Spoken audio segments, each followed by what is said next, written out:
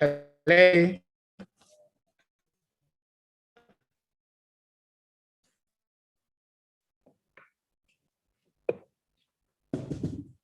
Hi, Angela. Can anybody hear me, please? I can hear you.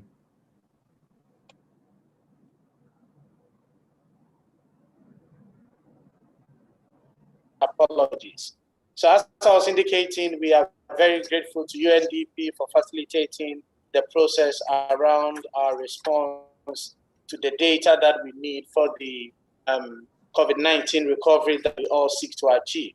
I must indicate that for us at Ghana Statistical Service, we are characterizing our response from 5 perspectives. And as you are all aware, we engaged with the household and job tracker. We are thankful to UNICEF for offering us that assistance. And further to that, we got technical support from the World Bank on the design of the questionnaire and the analysis, especially for purposes of international comparison. So we've done 2 waves of the households and job trackers, and we are currently undertaking the 3rd wave of it. All of us is geared towards assessing the impact and thereof identify whether we are on the right track to recovery or otherwise. We are gathered here with a focus on the agribusinesses, which is very much linked to the business tracker. And just like the household and job tracker, we are thankful to UNDP for supporting us not only with financial resources to help assess the impact of it, but further to that, we are not only doing series of waves of the COVID-19 on business trackers, but we are now focusing in terms of death as far as agribusinesses are concerned. Then the third dimension of our response was the local economic tracker. And again, we are thankful to UNDP for giving us the financial resources and technical support to ensure that we are able to assess the impact and identify whether we are on the right track for recovery.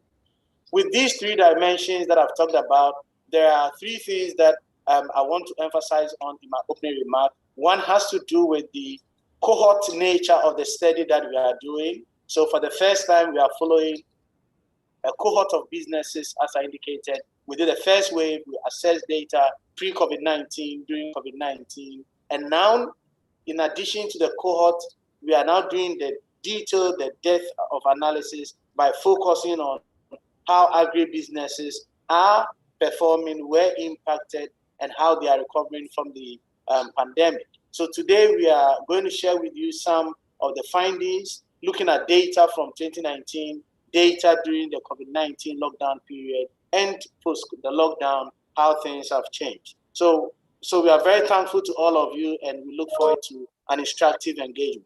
Thank you, and over to Anthony. Thank you, Prof, for the wonderful remark. We'll proceed with remark from our major key partners. We'll start with a remark by the GIZ Ghana Country Director in the person of Regina Berohe Barbosa. So please, Ms. Regina, please over to you. Thank you.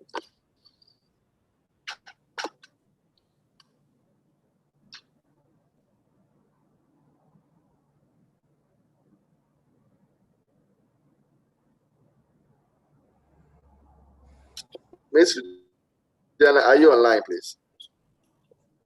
Hello? Hello, Ms. Regina is not online yet. Please, let's move to the next person. Hello?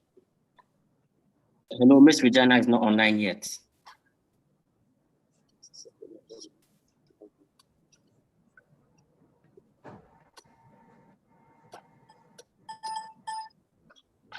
Right.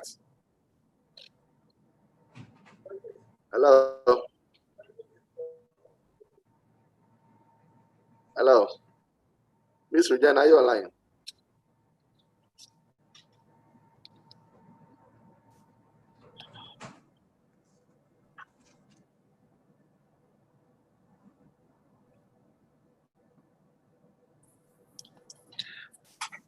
Hello? Good morning. This is Jürgen. Good morning. Good morning, everyone. I think you have to allow Regina to actually join and speak. It seems very difficult in the settings. I don't know if somebody's able to do that. She can hear, but she cannot speak. Okay.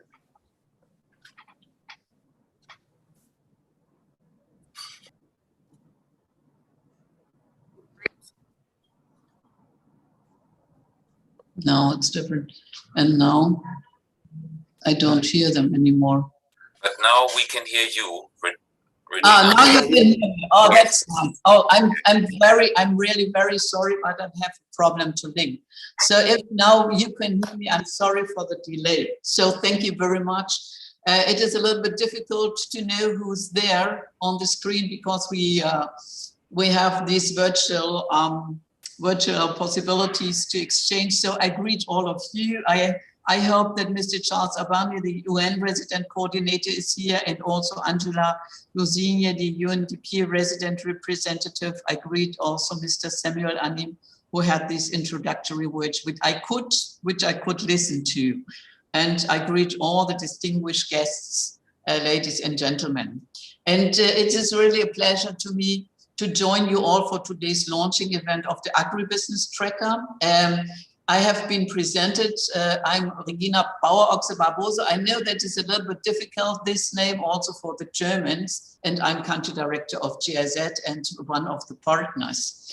So about a year and a half ago, the world was hit by the COVID-19 virus, and the impact of the pandemic has been adverse globally. We don't know that, affecting almost every country, including Ghana. And at the height of the COVID-19 in Ghana, the government announced and instituted measures to help curb the spread of the virus. And these include the restriction on movement, the closure of schools, travel bans, and border closures, among other measures. And those of us in Accra, Tema, Kaosa, and Greater Kumasi also experienced a 21-day partial lockdown. And whilst these measures were enforced to ensure the health and well-being of citizens, the impact on sectors of the economy was damaging. Most affected were the business operations of small and medium enterprises, SMEs, and agribusinesses were not spared either. And although food supply was not restricted, the restrictions on the hospitality sector and other food demand sectors like restaurants, hotels, caterers, etc., were disruptive to the supply chain, which led to the rise in operating costs, layoffs, business closure, pay cuts, exports were hampered. Agri-inputs were difficult to acquire, among other effects.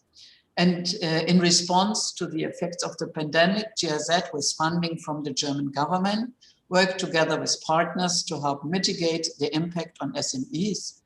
But before I mention some of our activities, please permit me to share with you a little background about GIZ.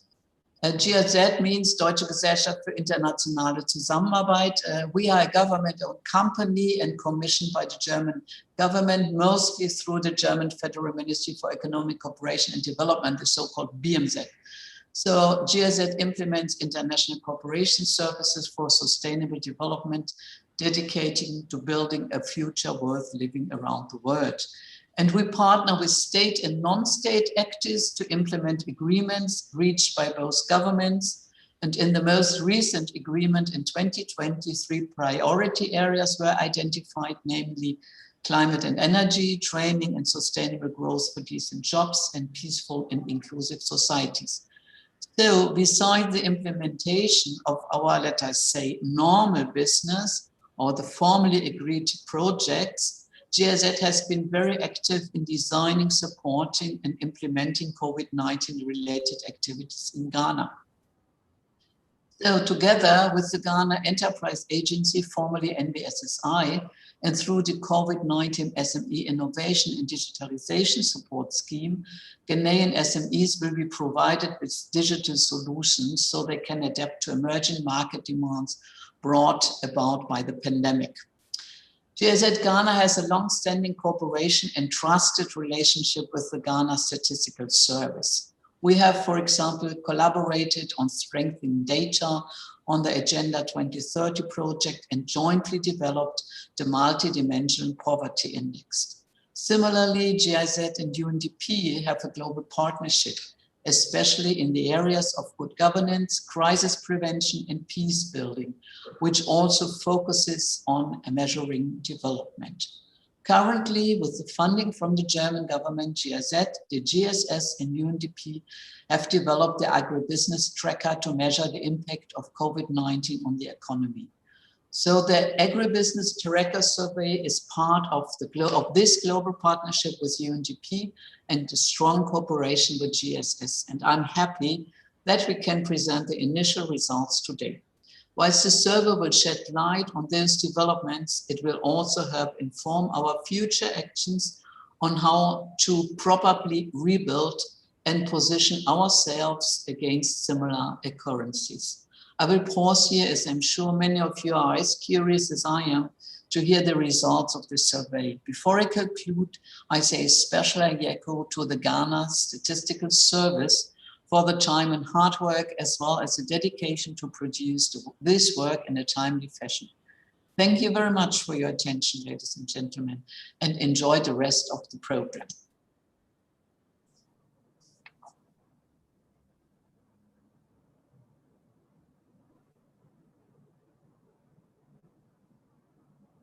Thank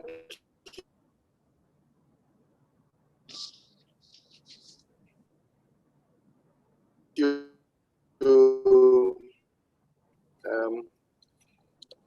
The GIZ Ghana Country Director. We are grateful for wonderful remark from another key partner, in the person of Charles Abani. So, Mr. Charles Abani, if you are online, let's hear you. Thank you. Good morning. Can you hear me, please? Just to check. Can I do a sound check? Can you hear me? Yes, we can hear you. We can hear you, yes, Charles. we can hear you. Thank you. Thank you very much, and good morning to everybody. To my friend, the government statistician, Professor Samuel Anim, to the country director of GIZ, Regina Bawatsa Barbosa, and to my colleagues, Angela in UNDP and other UN colleagues here, ladies and gentlemen. I'm really pleased to be part of this launch event and happy to be associated with this initiative. As we all know, data is actually key to making the plans that Ghana needs to recover from COVID-19 a reality. Let me extend our sincere gratitude to GIZ and the German government for the partnership with the UN on this particular initiative. We continue to strengthen this partnership with you and other stakeholders to support Ghana in such interventions that are relevant to the private sector and businesses as part of that recovery. A big thank you, Anayeko, to the government statistician, Professor Anim, for your leadership in driving data and evidence generation on the socioeconomic impacts of COVID-19 on the economy of Ghana. Indeed, you set out in your opening remarks some of the key areas. At the outset of COVID-19 last year, most developing countries struggled to assess the impact and to deliver appropriate response. So this evidence is a huge opportunity to help businesses recover, to help the government prioritize the areas that are important. Let me also express my deep appreciation to Angela, the resident representative of UNDP, and all of her team for this partnership on behalf of the UN to generate evidence, actions in response to the devastating impacts of COVID-19 on agribusiness. Through this partnership, the other UN agencies working on related sectors will have data available for their programmatic interventions as we seek to deliver as one. I think the importance of the agriculture sector can't be overemphasized. It's the backbone of food and nutrition security and jobs in Ghana. According to Ghana Living Standards Survey GLSS 7, It employs 38.3% of the active laborers, 53% of migrants, and 35% of the youth in Ghana. The sector holds a huge potential to drive initiatives and job creation in the micro, small, medium enterprise in Ghana within the agriculture and food value chain in relation to other sectors. Of course, COVID-19 has derailed the economic progress, including not limited to agribusiness, harming the poor and further threatening to push millions into poverty. MSMEs in the agro sector were projected to suffer grievously from the impacts of the pandemic. The timing of this launch is very handy, especially at a time when the Ministry of Food and Agriculture, the National Development Planning Commission, in collaboration with the UN team and other stakeholders, are conducting a series of dialogues ahead of the Global 2021 Food Systems Summit in July, which offers an opportunity for Ghana to have a seat at the table on issues of food systems and food security. Agribusiness is surely part of the food system value chain, and the findings of this tracker will strengthen the conceptualization of this whole area. In addition, we know that COVID-19 has disproportionately affected certain segments of the population. And so really breaking down the data, understanding how this has affected different parts of the country geographically, as well as population-wise, and in terms of gender as well, will help us to not only ensure that policies are put in place that support this, but that those policies help Ghana to build back inclusively. In addition to digitization, green economy, and health investments, the UN country team highlights the agricultural sector as a key priority sector requiring critical policy actions to drive post-pandemic recovery efforts in the needed economic transformation. Once again, let me thank and commend the Ghana Statistical Services, UNDP, and GIZ for this partnership. I assure you that the UN country team support to this initiative is really on track. Through this partnership, we will use the tracker findings to support government socioeconomic response through Ghana, through our own socioeconomic response and recovery plan, but in support of Ghana Cares or Batampa, especially interventions related to supporting MSMEs to build back better and take advantages of opportunities that come from the AFTCA.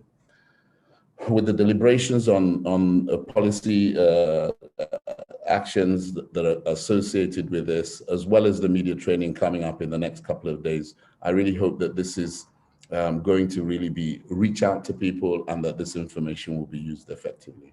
With our collective efforts, we are confident that the integrated nature of the SDGs offers us more opportunities to collaborate and build future partnerships as we use these findings to identify policy actions and programmatic interventions. This enables us to provide the needed support that is consistent with government's recovery plan and to revitalize the Ghana economy through agribusiness while putting the spotlight on a self-reliant Ghana and Ghana beyond aid. Let me use this opportunity to congratulate you on this launch and for the subsequent activities that take place later this week. Thank you very much. Medase.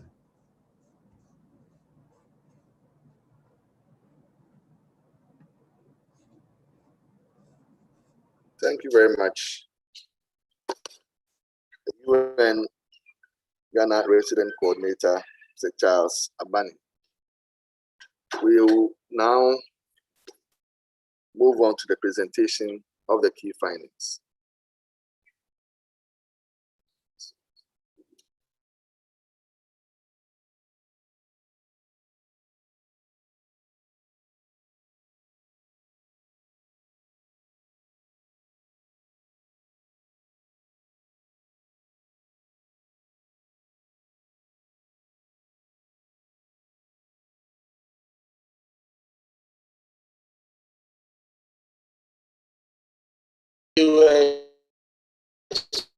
Would follow the slides, tips, and the methodology, and Mr. Anthony Kraka would walk us through the key findings and end off with a summary and conclusion.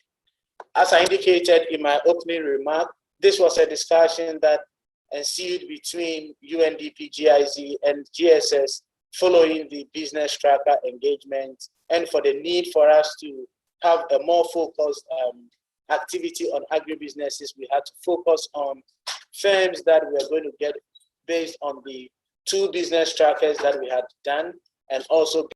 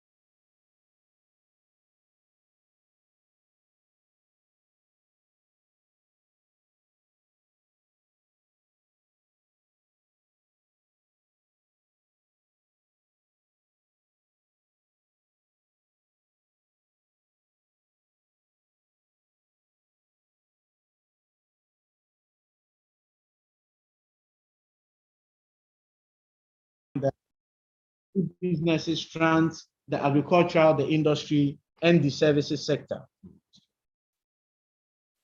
The second objective was to look at the impact of the pandemic.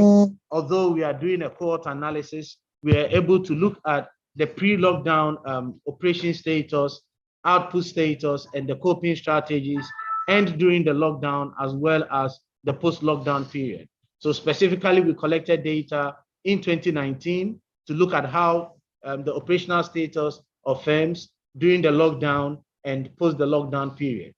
Then thirdly, we wanted to look at how firms have responded to the pandemic, so analyzing the response mechanism and strategies that agribusinesses have put in place, especially at the local level, to see how at the local governance level, we're getting interventions to revitalize these agribusinesses. And finally, we're looking at the contingency mechanisms, i.e. whether this was anticipated and whether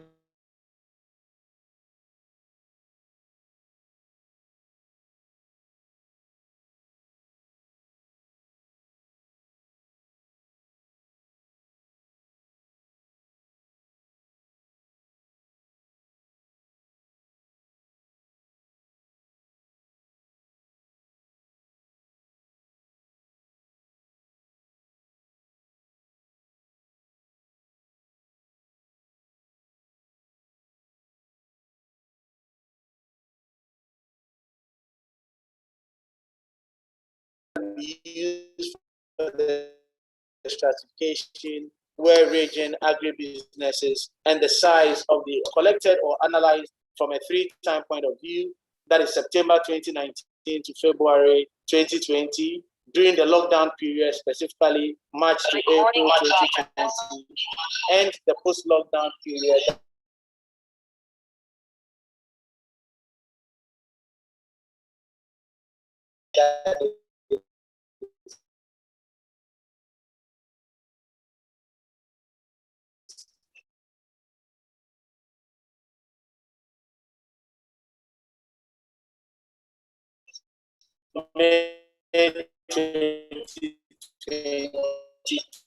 January 2021 variables, working with about areas for the instrument included of workers, social security and tax and access to credit, wages by category, demand and supply shocks, response mechanisms, agricultural transportation, financing and marketing. And as we all are aware, with the Continental Free Trade Agreement area that we're working with, we are all interested in the knowledge around the Continental Free Trade Area Agreement. So these were the 11 broad components that we collected data on in our bid to assess the impact of the pandemic on agribusinesses, to assess the extent to which firms anticipated their response and their strategies moving into the recovery that we all seek to achieve. I'll turn over to Anthony to walk us through the key findings. Thank you. Thank you, Prof.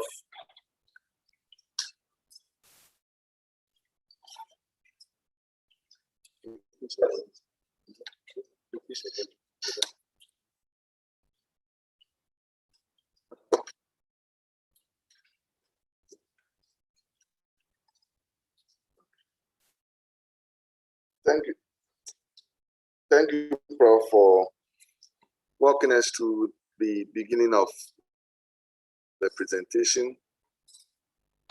We will now move on to the findings. Survival of agribusiness firms during the pandemic. We noticed that from the survey that about 30,000 agribusinesses were closed during the lockdown. And post-lockdown, we have noticed that the lockdown, which affected about 16,000 agribusiness firms that were closed down, have now reduced about 12,000 post-cost. This number has now reduced about 16,000 post-lockdown, compared to about 12,000 that we closed down firms that we had pre-lockdown.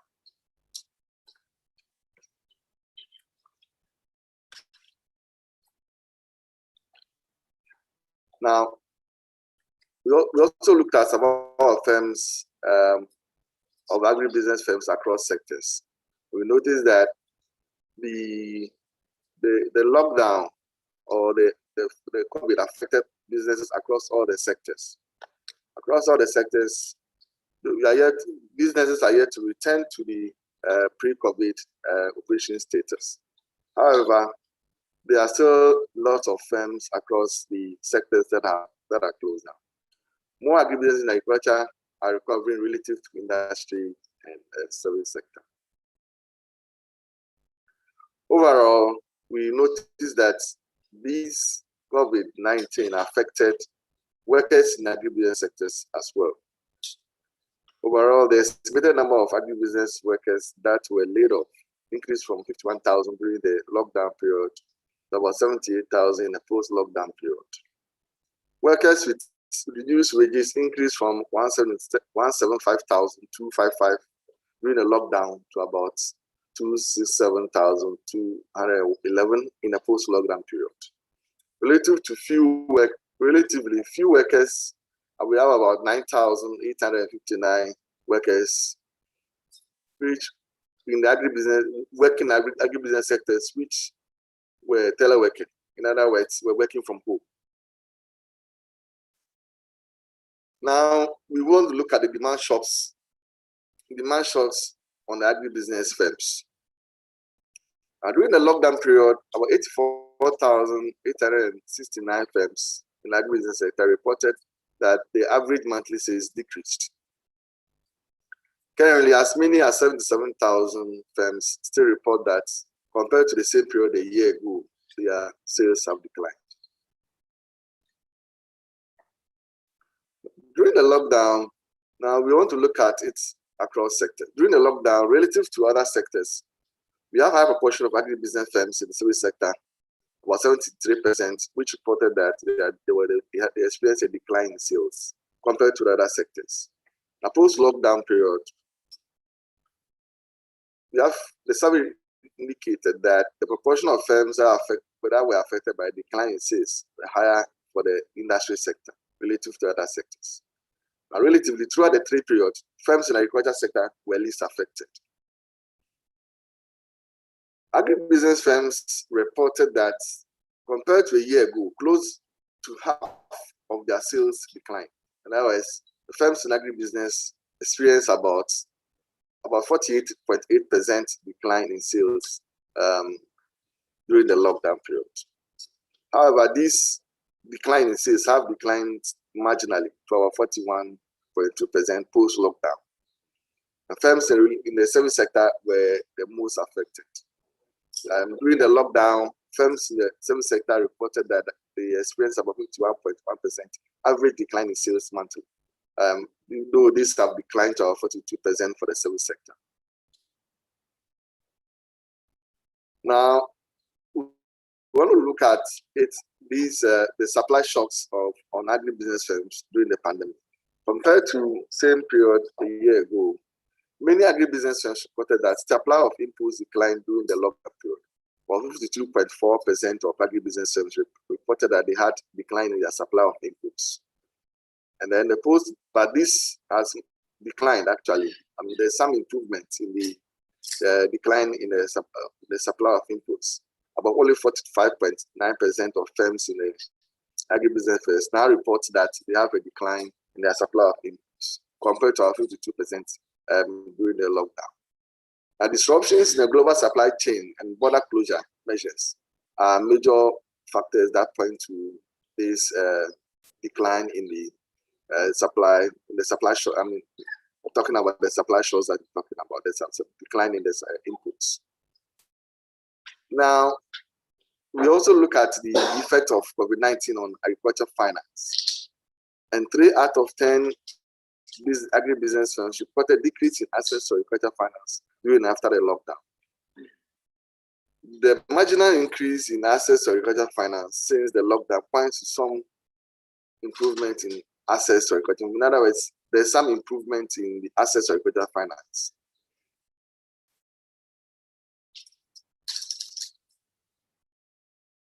Many of these firms say the reason why they have challenges with agriculture finance is also high interest rates.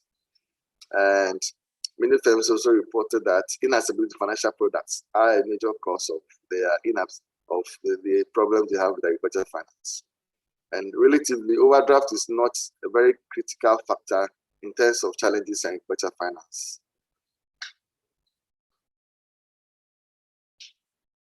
We looked at firm level measures to mitigate impact of the pandemic. That at a firm level, what are the internal mechanisms that have been taken over time to mitigate the impact of the pandemic? Even though the drift in policy is relatively slow, we observe that some firms are now putting measures to be able to source their inputs from the local source. About 8% of firms have started sourcing inputs from the local source. And 35% of them have started to increase the use of mobile money for their business transactions. So these are internal mechanisms that firms have instituted to be able to mitigate the impact of the pandemic. Relative to the use of internet, courier services and the courier services, many firms adopted or increased the use of mobile money for business transactions since the outbreak of the COVID-19. Firms in the industry sector adopted internet and courier services than firms in other sectors.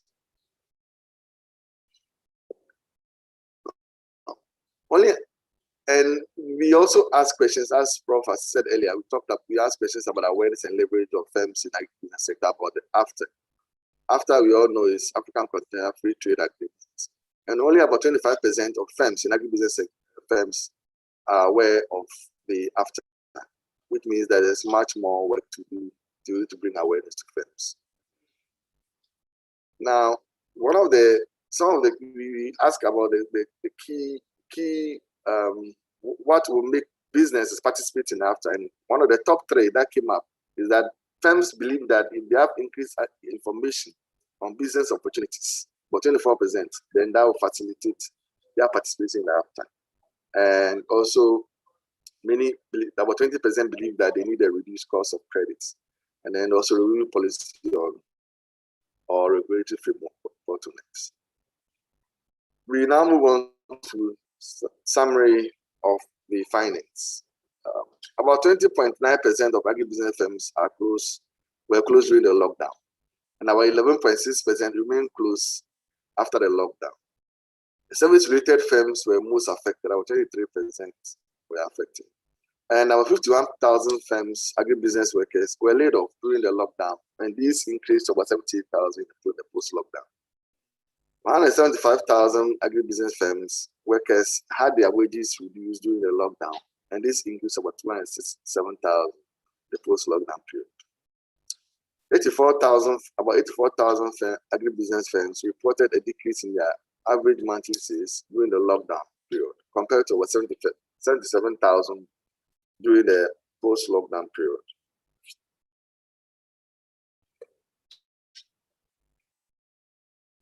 Firms reported that sales declined by close to about half during the lockdown period. As a monthly sales, average monthly sales declined about close to about half of the average monthly sales declined.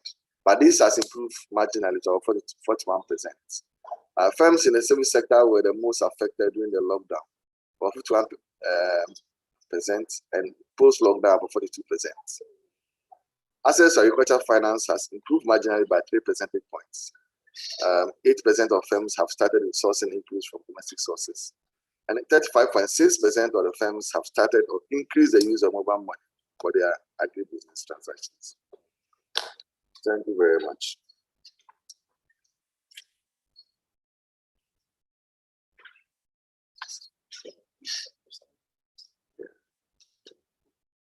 Right, we now move on to questions. It's discussion time. We now move on to questions from the audience and from the media men present here. Thank you very much.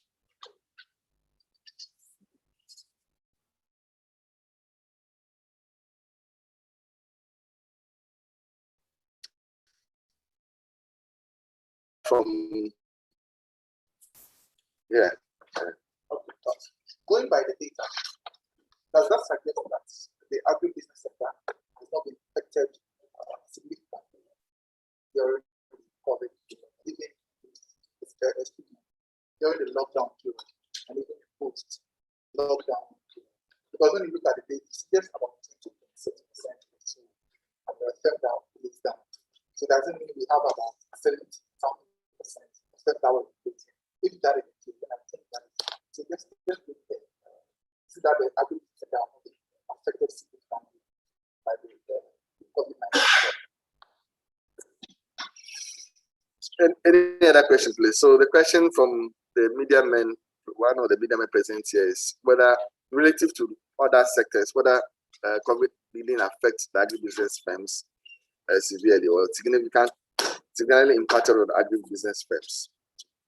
So let's have 2 more questions. Any other? Yes.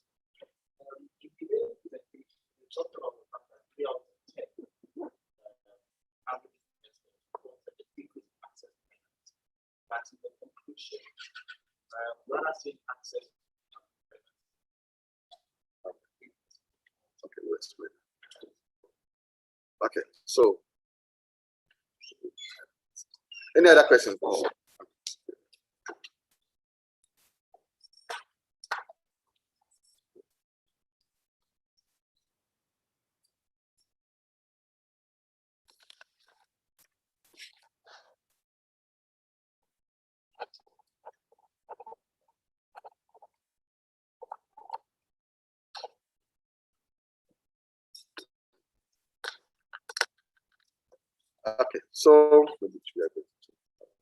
Okay, so let me start with the impact of the COVID-19 on agribusinesses relative to other sectors, i.e. industry and services sectors. I would start by indicating that agribusinesses trans all the 3 sectors. Agribusinesses, you find it in agriculture, you find it in services, and you find it in industry sector.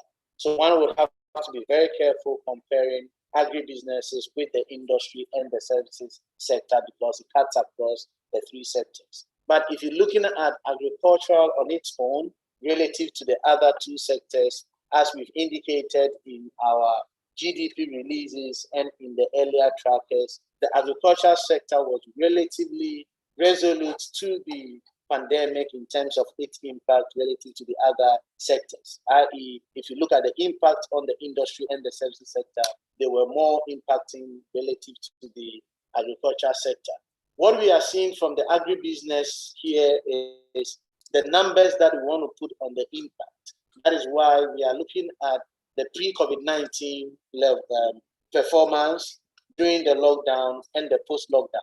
And I think the headline story is that if you go into our register of businesses based on the 2015 register that we compiled, we had 12,538 of agribusinesses that had closed down over the period September 2019 to March 2019. So this was pre-COVID-19.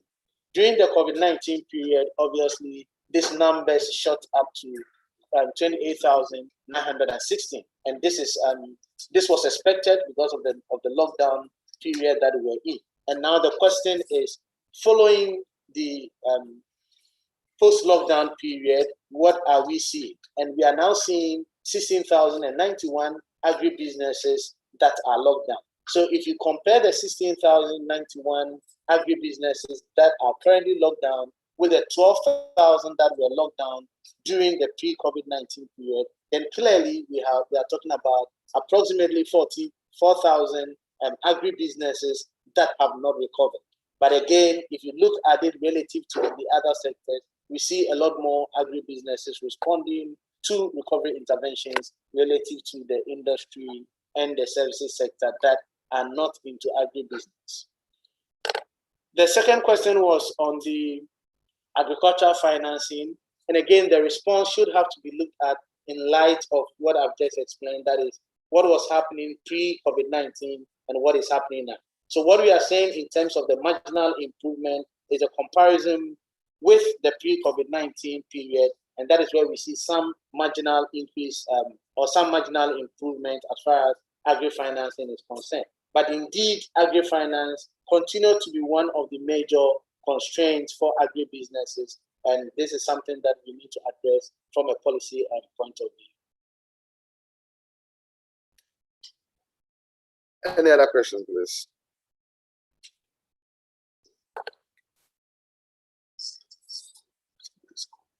Any other question? Is it a national survey? Because I data, I don't remember seeing data like the way normally. So I would find, is it a national survey that I did? Has there been any gender kind of comparison so that we know that okay, 300 agribusinesses, women agribusinesses are going to affect men that, but has there been anything like that? So any other? Okay, yes, Prof. This is Praise here. We have some questions in the Q&A session box, so I'm just going to read them out. There's a question saying, was the focus on finance mainly on bank loans, or there were other forms of finance that was looked at? So that's the question we have. Was the focus on finance mainly on bank loans, or it also look at other form of finance? Then we also have another question that say, regarding the whole agribusiness, do we have any plan where the youth are supported to start and engage in any agribusiness, especially agriculture on its own? So currently, those are the two key questions here, if we can address them. Thank you. Over. Thank you, Praise, for alerting us on the questions in the Q&A.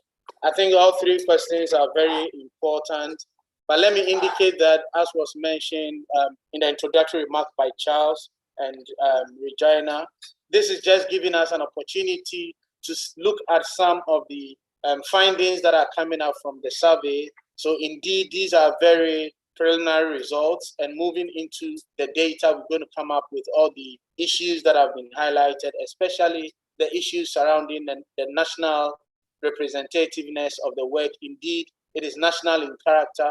As I indicated, we followed about 8,000 agribusinesses. So in our final and subsequent releases, we're going to do a very detailed analysis from the sex point of view, from the regional point of view, and also we're going to get some data around the characteristics of the owners of the agribusinesses. The question on agri-finance did not restrict it to only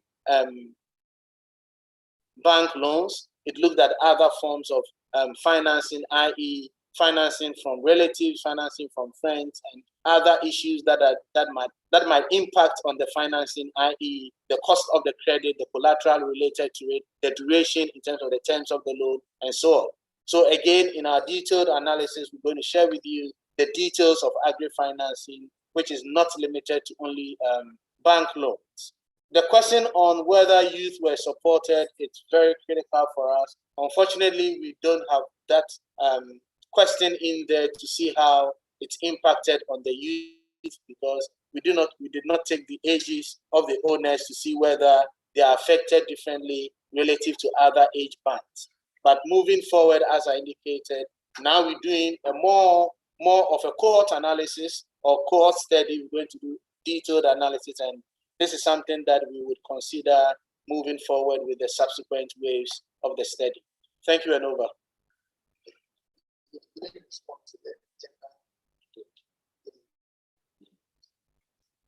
Any other question, please? Yes, please. We still have more questions. I was just copying them into the main chat box. There was a question saying, what was the distribution of size of businesses, small, medium, and large scale businesses as defined by the NBSSI or GSS? So there's a question on distribution of the size of the businesses. Then there's another question. Was there any analysis of the effect of COVID across the various categories? That is the size of the businesses. So that, then we have another question. I'm sure Anthony is noting down my question. Please, is there a breakdown in terms of which particular commodities or agribusiness were more impacted? So breakdown on the particular commodities or agribusinesses. Then the last question say. Please, can you repeat the second question again? Okay, the second question says, is there a breakdown in terms of which particular commodities or agribusiness that were more impacted? So the particular, the businesses, yeah. Then we have another question, say, did the survey consider access to regulatory services such as the FDA? Did we consider access to regulatory services such as FDA? I don't know if you want to take that before I continue, because we have more questions coming in. Okay, maybe let me address this issue of size. Yes, the size, the distribution that we use is what conforms with the Ministry of Trade and Industry or the national distribution. But looking at small firms are firms that engage below 30, and then medium firms are firms that engage between 30 and 100, and then large firms are those that engage above 100. So that is the distribution that we have. Oh, okay. So that proportion, we have to look at the data, but of course, small firms are large. I mean, they do relatively, because the survey mimics the distribution of firms in the country, and so small firms were more in the survey than medium and then large in that respect. The question was also whether we consider FDA regulatory. Is it about the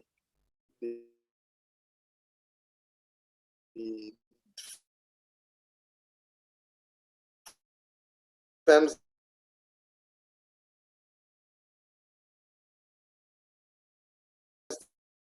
that's Anthony, sorry, we couldn't hear you. I mean, the question is not very. I'm saying that for FDA.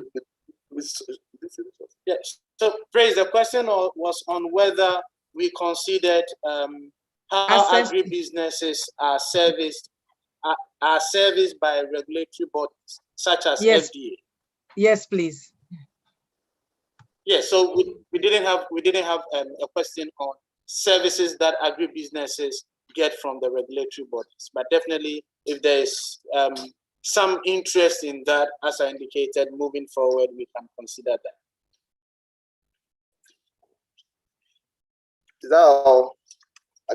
I mean, there was another question on specific commodities, agri products. We didn't narrow down on specific agricultural products or agribusiness products. So again, it was at a broad level from the perspective of where you source your inputs, issues related to agricultural transportation, issues related to marketing, and issues related to agricultural financing. So these were the thematic areas that we looked at agri businesses, and obviously from the demand side, we also looked at these as well. So we did not focus on specific agricultural commodities for that matter. All right, thank you very much, Prof. I copied some of the questions into the chat, the general chat. I don't know if you can see it. I will read them again. There's a question on, did you already have an estimation on how much the disruption of supply chain cost the closure, or rather the lockdown and national demand? I don't know if you understand that question. I copied it into the chat box. Estimation on how much the disruption of the supply chain cost the closure, or rather the lockdown or the national demand.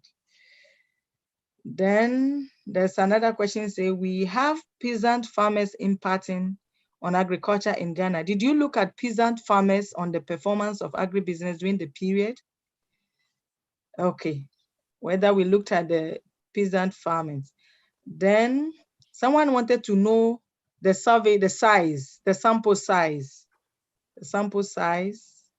of the survey. And another question, did you look at the impact fleet charges on shipment of fresh produce? Yeah, so far that's what we have. Thank you. I've copied them into the chat as well. All right, so regarding the issue of peasant farmers, as Prof said from the methodology, this survey covers businesses. So we are looking at non-household businesses, and these run through, and so we are looking at agribusiness activities that are undertaken in non-household basis. So we are looking at established businesses. We're talking about, for instance, in terms of agriculture sector, one would want to look at the poultry farms, want to look at the establishments that undertake agriculture activities. In terms of the industry sector, we are looking at firms that are into agriculture food processing. We're looking at firms that are produce inputs, fertilizers, and all that. And in terms of the service sector, we are looking at firms that sell agriculture produce, like shops, wholesale and retail traders sell agriculture produce. So this, in terms of scope, we need to look at this in this context. So relative to peasant farmers, who are mostly household activities, they were not considered in this because this is purely non-household. Let's go for non-household businesses. And so for peasant farmers who are normally households that leave home and go to their farm and do not have established a business per se, like for instance having an establishment, they are not considered in this survey. And so let's put that in that perspective. And a question was asked as to the extent to which the supply shocks affected. We said that earlier, that about 52% of the agribusinesses said that they had a reduction in their inputs. And so, of course, if inputs are affected, then it goes a long way to affect output because inputs has some relationship with output. And the sample size, as Prof said earlier in the methodology, we're looking at about we followed about 8,000 firms. Indeed, we followed more than that, but at the end of the day, due to non-response, we were able to catch about 8,000 firms for the survey. We followed about 10,000 firms, so we got about 8,000.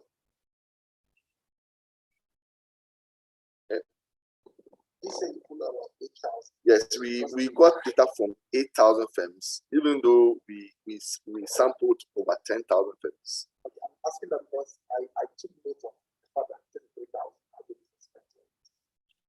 Yes, okay. This is a sample, and so as you extrapolate, this is a sample, and so as you extrapolate, that gives you the general overview of how things are in the country. Okay. So if there's a note for that, yes, please. So I remember very well that in the previous service, you look at border towns, how they are affected on border. In this survey as well, we look at that there are places where agriculture is like this, the business they do. Border towns like Lao or as compared to Accra. Do you do any comparison that you check on which ones are more affected? Yeah, because if you are doing agribusiness in Accra, you are likely to get finance faster than someone doing it.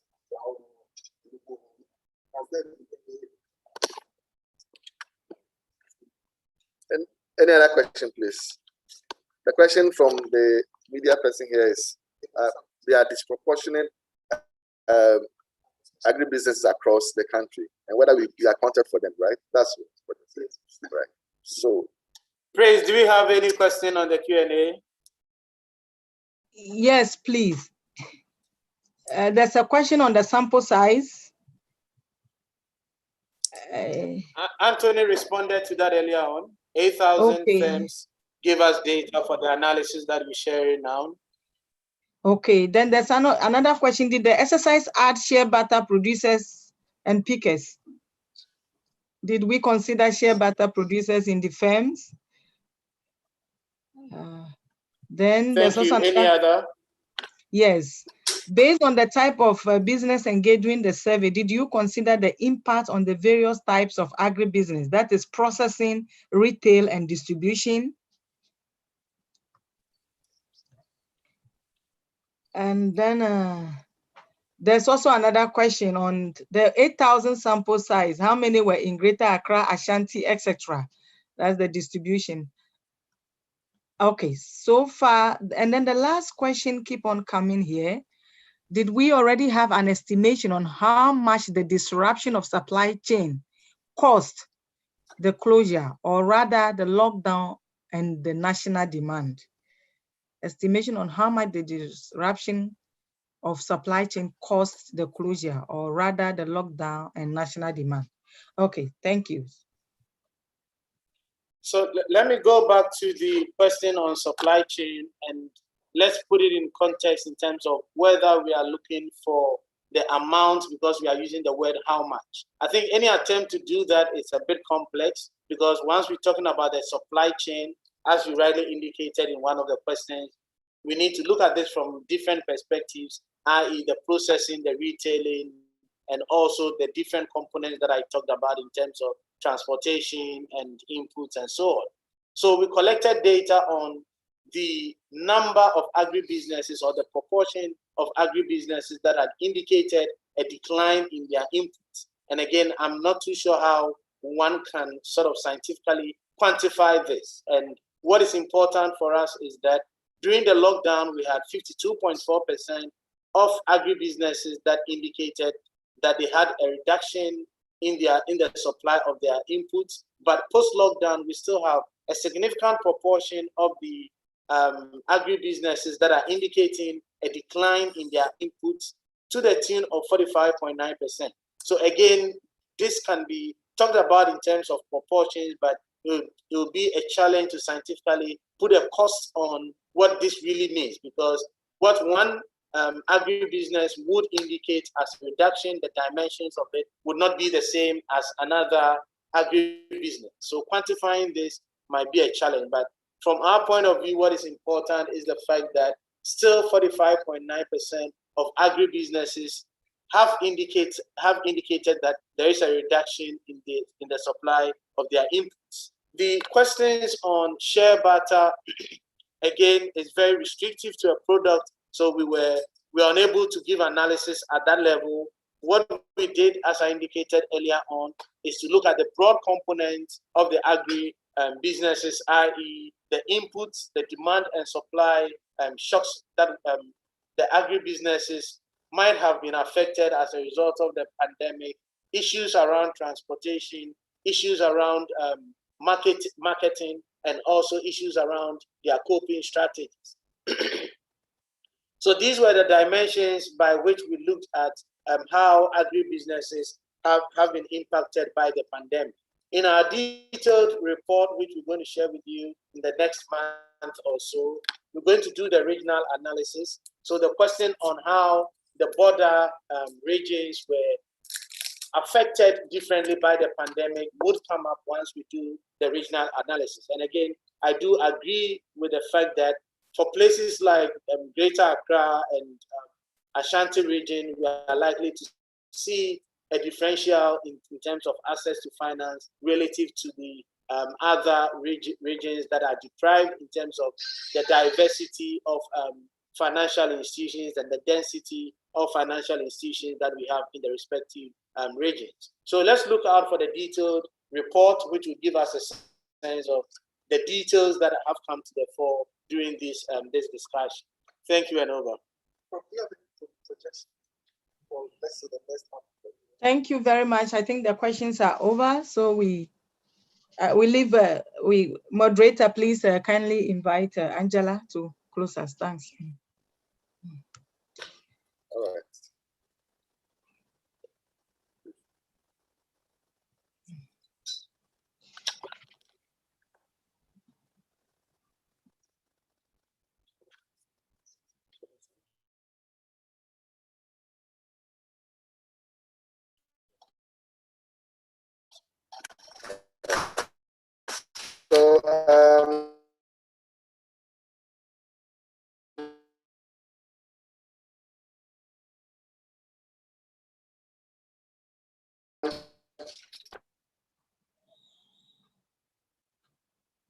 Hi, Anthony, we can't hear you.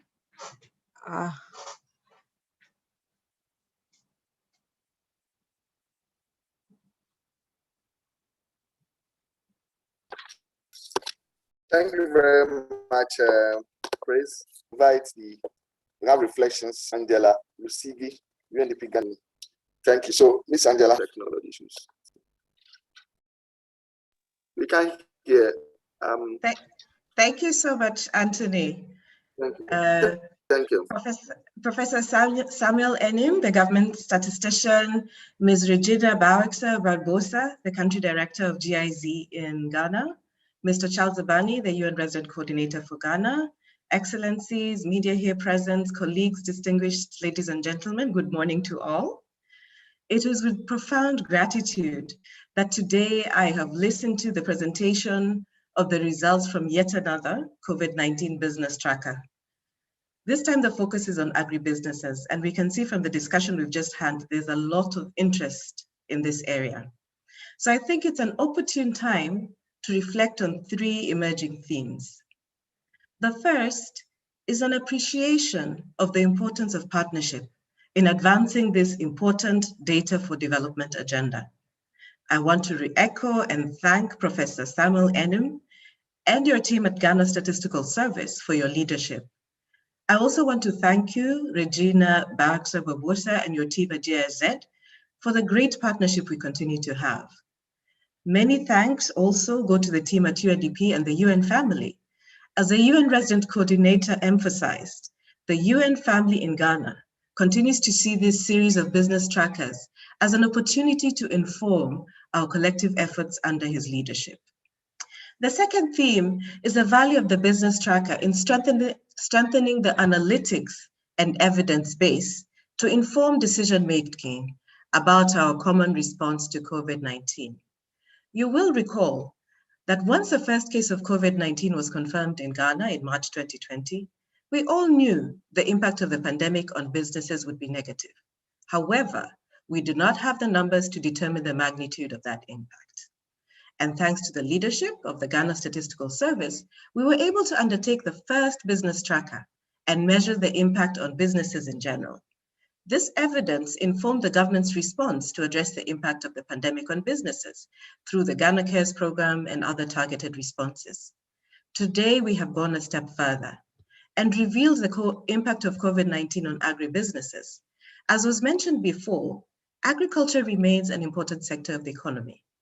It contributes about 22% of GDP, but it employs close to 40% of Ghana's workforce. That is close to 40%.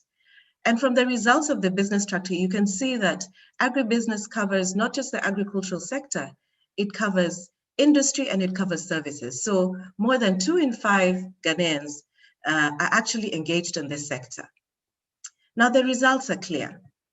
While the worst may be over, as the global economy slowly recovers and vaccinations in Ghana roll out, in many respects, agribusinesses have not yet recovered to pre-pandemic levels.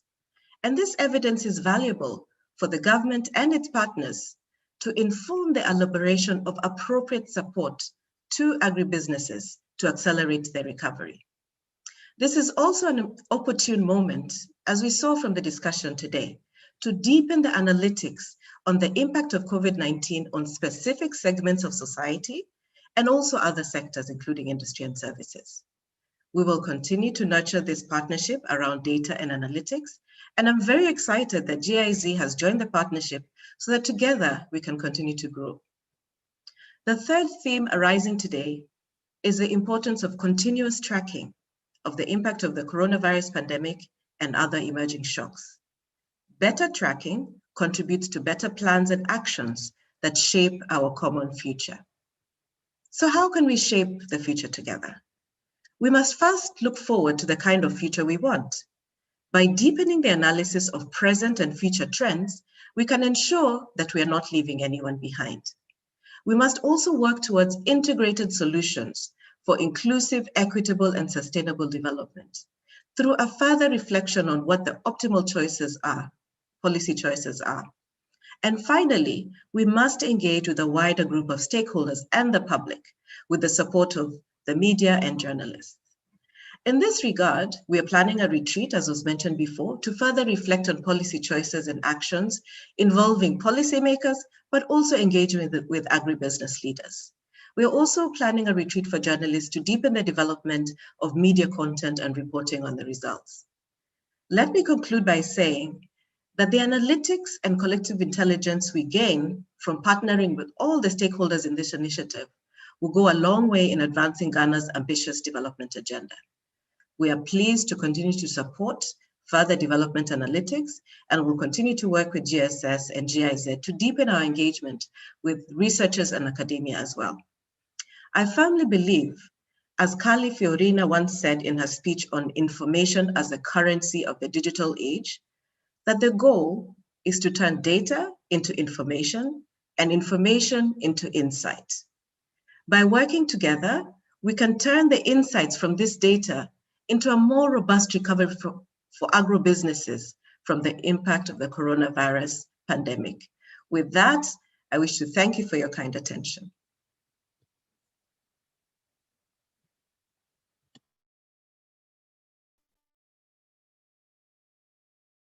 Thank you very much, our Honorable UNDP Ghana Resident Representative, Angela Lusibi.